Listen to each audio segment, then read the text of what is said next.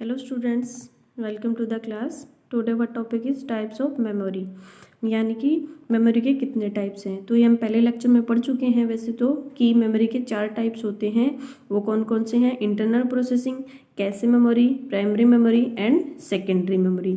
लेकिन यहाँ इस वाले लेक्चर में हम इसके सब टाइप्स भी पढ़ेंगे कि इसके सब टाइप्स क्या क्या होते हैं। तो जो इंटरनल प्रोसेसिंग मेमोरी है, कैशे मेमोरी है, इनके सब टाइप्स नहीं है। ये जो सीपीयू के अंदर ही इनबिल्ट होती है स्पीड को बढ़ाने के लिए, ये हम पीछे पढ़ चुके हैं।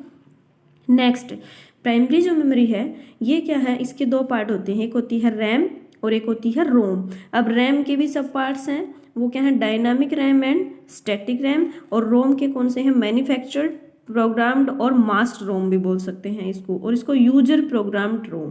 नेक्स्ट, अनचेंजेबल, इसके सब पार्ट अनचेंजेबल और चेंजेबल। अनचेंजेबल में हमारी पी रोम आ जाती है, पी रोम यानी programmable read only memory, and ये होती है हमारी erasable programmable read only memory and electrically erasable programmable read only memory. अब सेकेंडरी के पार्ट है magnetic tape, optical disk and magnetic disk. Optical disk में हमारे कितने पार्ट्स हैं? सब पार्ट्स हैं। सीडी रोम जो होता है, सीडी यानी जो कॉम्प्लेक्स डिस्क होती हैं वो वोम है, सीडी राइट है, डीवीडी है, and this is the hard disk and floppy disk are the sub type of magnetic disk. अब हम पढ़ेंगे यहाँ पे, ये हम कर चुके हैं। देन प्राइमरी मेमोरी क्या होती है? तो प्राइमरी मेमोरी हमारी कौन सी मेमोरी होती है? जो एक वोलेटाइल मेमोरी है। सबसे पहले पॉइंट आता है कि ये एक वोलेटाइल मेमोरी है। इसके अंदर उसी डेटा को रखा जाता है या प्रोग्राम को रखा जाता है जो करंटली वर्किंग में हो, जो करंटली हमारा प्रोसेसिंग में चल रहा है, उसी डेटा को रखा जाता है। नेक्स्ट, इसका एक पॉइंट और क्या है कि इसमें एक्सेस टाइम के साथ डिपेंड नहीं करता है। एक्सेस टाइम और लोकेशन के साथ इसका कोई रिलेशन ही नहीं होता है, क्योंकि इसमें जो करंटली जो जॉब परफॉर्म हो रही है उन्हीं का डेटा रखा जाता है। तो एक्सेस टाइम की हमें नीड ही नहीं होती। एक्सेस टाइम तो उनमें ज़रूरी होता है जहाँ पे हमें डेटा को एक जगह से दूसरी जगह तक लाना पड़े प्रोसेसिंग के लिए, और उसमें कितना टाइम हमारा लग रहा है उसको हम एक्सेस टाइम कहते हैं। तो इसकी कैरेक्टरिस्टिक्स देखते हैं यहाँ पे।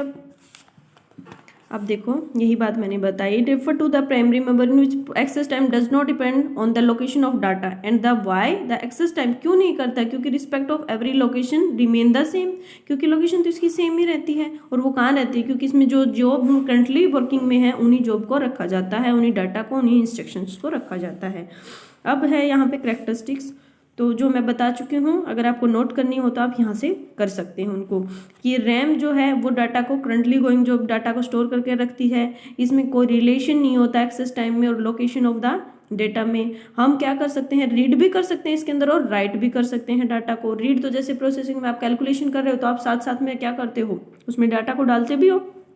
नेक्स्ट, अगर रैम जो है वो change is possible in the data stored there in, जो डाटा स्टोर है उसमें भी हम चेंजेस कर सकते हैं। RAM is volatile storage device which means the data disappear the moment in the computer is set. यानी वोलेटाइल का मतलब है कि टेम्परेरी डाटा स्टोर होता है, जैसे ही कंप्यूटर को सेट करते हैं, शट डाउन करते हैं, ऑफ करते हैं, तो उसका डाटा डिसअपीयर यानी गायब हो जाता है। RAM is made from the integrated chip which contain transistor and capacitor. RAM के अंदर क्या लगे होते हैं? ट्रांजिस्टर और कैपेसिटर लगे होते हैं। किस? इंटीग्रेटेड चिप लगी होती हैं। अब ये दोनों किस चीज़ के लिए यूज किया जाते हैं? तो जो कैपेसिटर है ये बेटा स्टोर करने के लिए यूज किया जाता है, ये 1 बिट को स्टोर करता है एक टाइम पे। जो ट्रांजिस्टर है ये हमारा रीड राइट में क्या करता है, यानी कि हेल्प करता है, हमारी रीड राइट में जो चेंजेस होते हैं उनके लिए यूज किया जाता है। नेक्स्ट हमारा है टाइप्स ऑफ रैम, कि रैम के टाइप्स हमारे क्या होते हैं। तो रैम 2 तरह से होती है, dynamic RAM and static RAM. अब डायनामिक नाम से ही तुम्हें पता चल रहा है कि डायनामिक रैम क्या होती है, और यानी कि जो स्टैटिक रैम है वो क्या है। तो डायनामिक मतलब कि चेंजेस होना बार बार, तो इसमें जो डाटा है वो जरूरी नहीं कि शट डाउन होने के बाद ही हमारा डाटा डिसअपीयर हो। जब हम कंप्यूटर में काम कर रहे हैं तब भी हमारा डेटा डिसअपीयर हो जाना भी क्या कह सकते हैं, यानी डायनामिक रैम में आएगा। स्टैटिक रैम यानी जब तक कंप्यूटर ऑन है वो डाटा उसमें स्टोर रहेगा, उसको कहते हैं स्टैटिक रैम। चलो अब देखते हैं, इसमें कॉन्सेप्ट समझ आ गया आपको। Dynamic RAM, it is the part of RAM in which data stored may disappear even when the computer is on और वर्किंग। यानी डाटा कब भी डिसअपीयर हो सकता है, जब कंप्यूटर ऑन है या वर्किंग में है तब भी हमारा डाटा डिसअपीयर हो सकता है, लेकिन स्टैटिक रैम में जब तक कंप्यूटर ऑन रहेगा हमारा डाटा डिसअपियर नहीं होता, यानी उसके जैसे इस कंप्यूटर शट डाउन होता है तो डाटा गायब हो जाता है, लेकिन जब कंप्यूटर वर्किंग में है, ऑन है, तब तक डाटा हमारा रिमेन सेव रहता है उसमें। यानी it refer to the refreshing. अब देखो रिफ्रेश करते हो ना आप कंप्यूटर को, वो क्या करता है, रिफ्रेश यानी अगर आप कोई भी काम कर रहे हो, आपको जैसे चाय पानी पिला दिया जाता है तो आपका थोड़ा सा क्या हो जाएगा, रिफ्रेश हो जाते हो आप। इसी तरीके से कंप्यूटर में भी रिफ्रेशिंग की नीड होती है। वो क्या एक्टिविटी है, associated with the writing again and again in order to restore the continuously disappearing data from DRM। मतलब क्या हुआ कि आपको दोबारा दोबारा वो डेटा लिखना पड़े, जो डेटा हमारा डिलीट हो गया था कहाँ से, DRM से, उसको बोलते हैं रिफ्रेशिंग। यानी कंप्यूटर की जो प्रोसेसिंग है वो फास्ट भी हो जाती है इससे।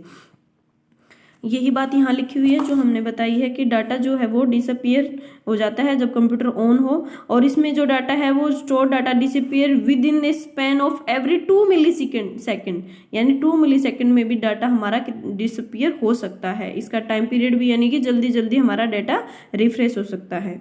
अगर दोबारा हमें लिखना चाहेंगे तो उस प्रोसेस को हम रिफ्रेशिंग बोलते हैं। नेक्स्ट हमारा है इसकी करेक्टरिस्टिक्स। तो करेक्टरिस्टिक्स क्या है जो हमने पढ़ी, उन्हीं को करेक्टरिस्टिक्स विशेषताएं उनमें से लिख दो। ट्रांजिस्टर कैपेसिटर यूज किए जाते हैं read write in the store data के लिए। हमारा DRM need to check the data leakage from the capacitor. जो DRM है वो कैपेसिटर किसके लिए यूज किया गया था, मैंने बताया स्टोरेज के लिए। तो ये किसके लिए, we need to check the data leakage. तो इसमें डाटा क्या हो जाता है, डिसअपियर हो जाता है, तो हमें चेक करना पड़ता है। Next DRM is cheaper than static ROM. Cheaper तो है ही क्योंकि स्टैटिक रोम में डाटा हमेशा रिमेन रहेगा, तो जिसकी करेक्टरिस्टिक्स अच्छी होंगी उसी पे पैसा ज़्यादा लगाएंगे। द स्पीड होती है वो कम होती है स्टैटिक रैम से। DRM occupy less space, that is why this technology is used. इसकी स्पेस कम होता है इसलिए इसको यूज किया गया, अदरवाइज हम स्टैटिक से भी काम चला सकते थे। नेक्स्ट हमारा है स्टैटिक रैम। अब स्टैटिक रैम क्या होती है, स्टैटिक रैम यानी जब कंप्यूटर शट डाउन होगा तभी उसका डाटा डिलीट होगा, वरना हमारा जो डाटा है वो remain stored. whenever we shut down the computer the data is disappear। तो यही हमारा है स्टैटिक रैम। इसकी करेक्टरिस्टिक्स, क्योंकि we have already done the concept. In the SRM only transistor are use and not the capacitor. देखो इसमें transistor को क्यों यूज किया गया है, क्योंकि ट्रांजिस्टर हमारी हेल्प करता है रीड राइट डेटा के लिए। ये जो कैपेसिटर है उसको यूज नहीं किया गया क्योंकि वो 1 बिट स्टोर को यूज करता है। ट्रांजिस्टर को ही यूज किया गया है, जो रीड राइट जो उसमें डेटा रखा उसको रीड करने के लिए यूज किया जाता है। इसमें कितने ट्रांजिस्टर होते हैं, हमारे 6 ट्रांजिस्टर होते हैं SRM में। Out of 4 are use to store the data and remaining 2 are use to control read writing activities. यानी देखो इन्होंने क्या किया, कैपेसिटर को हटाई दिया, क्योंकि कैपेसिटर में क्या होती है, लीकेज की कैपेसिटी होती है, उससे डाटा लीक हो जाता है यानी इरेज हो जाता है। लेकिन ट्रांजिस्टर जो है वो स्टोर करके भी रखता है उसको और रीड राइट के लिए। तो इन्होंने 4 डेटा तो स्टोरेज के लिए यूज कर लिया और 2 डेटा इन्होंने रीड राइटिंग एक्टिविटीज के लिए। SRM है वो प्रिपेयर कैसे मेमोरी के लिए भी यूज किया जाता है। ये स्पीड होती है वो इसकी ज़्यादा होती है, कॉस्टलियर भी है उससे, क्योंकि इसकी जो वर्किंग है वो अच्छी है, then it is costlier also. SRM is use in case of LCD screen with the purpose of holding the image. देखो LCD स्क्रीन में भी SRM को यूज किया गया है, क्यों, क्योंकि जब तक हम शट डाउन नहीं करते हैं वो इमेज वहाँ पे हमें दिखाई देती है, जो भी प्रोग्राम चल रहा है वो हमें दिखाई देता है। The day SRM use in digital camera and cell phone में भी हमारा SRM ही यूज किया जाता है। नेक्स्ट हमारा है read only memory. Read only memory क्या है, यानी नाम से ही पता चल रहा है कि इसमें हम राइट नहीं कर सकते हैं।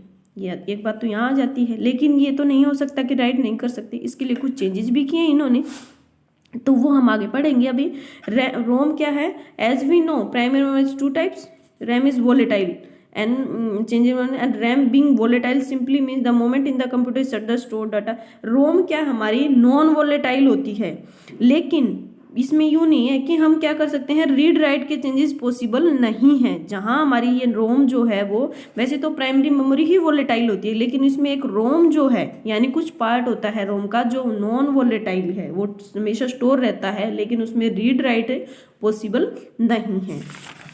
वो हम पढ़ेंगे यहाँ पे। जैसे कि रोम की करेक्टरिस्टिक्स क्या हैं, टाइप्स ऑफ रोम। रोम कौन कौन से टाइप्स हैं? एक होता है हमारी मैन्युफैक्चर्ड प्रोग्राम रोम और द मास्क्ड रोम। यानी देखो ये जो रैम है इसमें रीड राइट पॉसिबल नहीं होता है, ये हमारी परमानेंट मेमोरी की तरह ही मेमोरी होती है, इसमें हमारी नॉन वोलेटाइल ये नहीं है। क्योंकि जिस टाइम पे मैन्युफैक्चरर इसको बनाता है उसी टाइम पे इसमें जैसे बूटिंग सिस्टम जो आपका है, यानी कंप्यूटर जैसे ही ऑन करते हो तो वो जो विंडो है माइक्रोसॉफ्ट ऑफिस उसमें डला हुआ है, या फिर ऑपरेटिंग सिस्टम जो है सॉफ्टवेयर है वो इसके अंदर इंस्टॉल होता है, वहीं से वो बूट होके हमें दिखाई देता है, तो इसको बोलते हैं सिस्टम बूट प्रोग्राम। देखो यहाँ पे डेफिनेशन मैन्युफैक्चर की, type of ROM in which ROM chip is have the program loaded by the computer manufacturer and when no changes possible, उसमें चेंजेस पॉसिबल नहीं है। जैसे आप कंप्यूटर पे काम कर रहे हो तो आपकी अगर विंडोज 7 डली हुई है उसमें तो विंडोज 7 ही डली रहेगी, आप उस विंडो को एट ए टाइम चेंज नहीं कर सकते हो, यानी जो मैन्युफैक्चरिंग के टाइम ही डली हुई होती है। नेक्स्ट, ये किस तरह से काम करती है, यानी बूटिंग के लिए it is the process which warm up the computer to be used, यानी जो कंप्यूटर को वार्म अप के लिए यूज किया जाता है वो होता है हमारा सिस्टम बूट प्रोग्राम, यानी कंप्यूटर को प्रिपेयर करना है फॉर रेडी टू वर्क के लिए। नेक्स्ट हमारा है यूजर प्रोग्राम्ड रोम। दूसरा पार्ट इसका क्या था? User program. इसके भी आगे सब पार्ट्स हैं। अब यूजर प्रोग्राम्ड रोम वो होती है जिसमें यूजर अपने हेल्प से क्या कर सकता है, एक चिप बनाता है और उसमें डेटा लिखता है। तो मैन्युफैक्चर्ड थी, यानी इसमें चेंजेस पॉसिबल नहीं था। ये क्या होती है हमारी, इसमें हम अपने अकॉर्डिंग चेंजेस कर सकते हैं। यूजर जो है वो अपनी चिप से भी इसमें चेंजेस कर सकता है, वो है यूजर प्रोग्राम्ड रोम। अब यूजर प्रोग्राम में दो तरह से, एक तो है अनचेंजेबल, दूसरी है चेंजेबल, यानी जिसमें यूजर ने एक बार डेटा को लिख दिया, दोबारा अगर उसमें चेंजेस नहीं कर सकता वो, तो वो होती है यूजर प्रोग्राम अनचेंजेबल रोम। यानी इसको हम सिंगल टाइम प्रोग्रामेबल डिवाइस भी बोल सकते हैं कि एक बार डेटा इसने लिख दिया। जैसे सीडी में होता तो क्या है, वो हमारी इसमें नहीं है सेकेंडरी स्टोरेज में, लेकिन हम एग्जांपल के लिए उसको समझ सकते हैं। कई बार सीडीज क्या होती है हमारी सीडी की तरह, इसमें रोम में क्या होती है, चिप होती है, उसमें एक सीडी लगी हुई है, तो वो क्या करते हैं, हम डाटा को रीड कर लेते हैं, यानी राइट सीडी डब्ल्यू अगर हुई यानी कि उसमें राइट कर सकते हैं और रीड भी होगी वो, लेकिन दोबारा इरेज करके उसमें हम नहीं लिख सकते। तो वो क्या हुआ, एक बार ही यूज हो सकती है, ये सिंगल टाइम प्रोग्रामेबल डिवाइस है, इसको यूजर प्रोग्राम अनचेंजेबल रोम बोल सकते हैं। यानी एक चिप होती है जिसके अंदर डेटा को लिख दिया लेकिन दोबारा इरेज करके दूसरा डेटा नहीं लिख सकते। नेक्स्ट हमारा है कि यूजर प्रोग्राम चेंजेबल रोम, यानी ये तो देखो हमने क्या पढ़ा है, रोम में दो तरीके से पढ़ लिया, यहाँ हमने रैम भी पढ़ लिया। रैम तो है ही नॉन वोलेटाइल, यानी वो क्या है, उसमें वोलेटाइल ही है वो तो, लेकिन यूजर प्रोग्राम जो चेंजेबल रोम है ये क्या क्यों बनाएगी, क्योंकि अमरोम जो है या फिर मैन्युफैक्चर्ड जो रोम है या पी रोम है, इनमें डाटा जो यूजर है वो अपने डाटा को चेंजेस नहीं कर सकता। तो ऐसा भी होना चाहिए कि हम चेंजेस पॉसिबल हों, जैसे जैसे बढ़ता जाएगा उसमें कुछ फीचर्स ऐड होते हैं। तो ये क्या हुआ, जो प्रोग्रामेबल यूजर्स प्रोग्राम चेंजेबल रोम है इसमें हम चेंजेस कर सकते हैं, एक बार जो डेटा लिख दिया उसको दोबारा चेंजेस। और ये कहाँ यूज होता है, जॉब रिसर्च एंड डेवलपमेंट में यूज होता है। अब उस डेटा को कैसे तो इरेज किया जाता है, दोबारा कैसे लिखा जाएगा, तो उसके दो टाइप्स हैं। एक होता है इरेजेबल प्रोग्राम्ड रोम, यानी इरेजेबल प्रोग्राम्ड रोम वो रोम होती हैं कि डाटा अगर हमने इसमें लिखा है दोबारा लिखना चाहेंगे तो उसका पूरा डेटा ही डिलीट हो जाता है, वो होती है इरेजेबल प्रोग्राम्ड रोम। यानी एक बार लिख दिया तो अल्ट्रा वायलेट रेज की हेल्प से नियरली अगर उसको 40 मिनट में उसके कॉन्टैक्ट में रखते हैं तो वो डेटा क्या हो जाता है, डिसअपियर हो जाता है, यानी गायब हो जाता है, दोबारा लिख सकते हैं। लेकिन इसमें हमारा क्या फिर लॉस होगा कि जरूरी तो नहीं हम पूरा डेटा ही उसका डिलीट करना चाहें, हम तो उसका मतलब कुछ पार्ट है उस डेटा को हम डिलीट करना चाहते हैं, लेकिन ये क्या करेगा, पूरे पार्ट को ही डिलीट कर देता है। तो ये भी क्या हुआ है कि इसका लिमिटेशन होगी। इस लिमिटेशन को हटाने के लिए इलेक्ट्रिकली इरेजेबल प्रोग्राम रोम को बनाया है। ये क्या करता है, इसकी एक चीफ फीचर होता है, जितना हम चाहें डाटा उसके रिक्वायरमेंट के अकॉर्डिंग ही हम क्या कर सकते हैं, डाटा को इरेज कर सकते हैं। ये जो हमारा है ईजी होता है, किसकी हेल्प, किसके कंपैरिजन में, ईपी रोम के कंपैरिजन में, क्योंकि जैसे पेन ड्राइव हैं, MP3 जो डिवाइसेज हैं वो किस में आ जाती हैं, हमारी डबल ईपी रोम में। जैसे आपके पास पेन ड्राइव है, आपने उसमें कुछ अपना डेटा डाला है, नेक्स्ट टाइम आप दूसरा डेटा उसको डिलीट करके डाल सकते हो। ये किसके लिए, हाई वोल्टेज करंट की हेल्प से ही ये डेटा डिलीट हो जाता है। यही हमारा था प्राइमरी मेमोरी स्टोरेज। नेक्स्ट हमारा है सेकेंडरी मेमोरी स्टोरेज डिवाइसेस, इसको हम नेक्स्ट लेक्चर में पढ़ेंगे। इसके 3 पार्ट्स होते हैं वैसे, magnetic tape, magnetic disk and optical disk. इन सबको सेकंड लेक्चर में पढ़ेंगे।